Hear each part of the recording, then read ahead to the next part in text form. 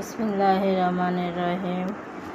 ইয়ানে I basmati চাইল দিবি আর আঙ্গ ব্রয়লার আর ইয়ানে শুকনো মরিচ দিছি, দারচিনি, লং, কালো গোলমরিচ, কালো এলাচ, সবুজ এলাচ, জিরা, ধনিয়া ইন বেগিনেরে দি প্রেশার কুকারে দিয়ে দিছি। ইয়ার আগে নুন দিই আর নুন দি মাখি বয়লালের একখানা দেখছেন একখানা ব্রাউন কালার করে লইয়ান।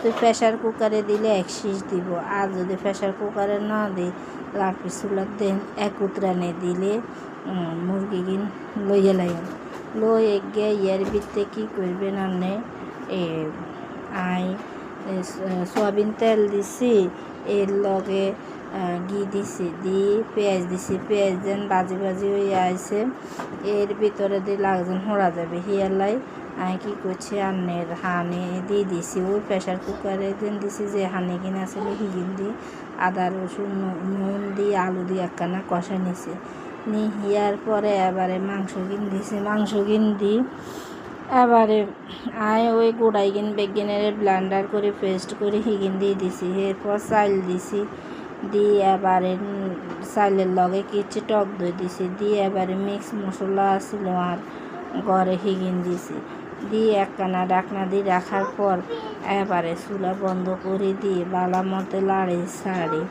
বন্ধের ভিতরে চুলা লাড়ি ছাড়ি দিছে।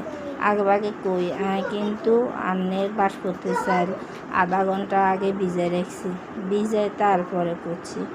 ইয়ানে আন্নেরা ইচ্ছা করলেও গরুর মাংস দিতে পারবেন আর খাসির মাংস দিয়েও করতে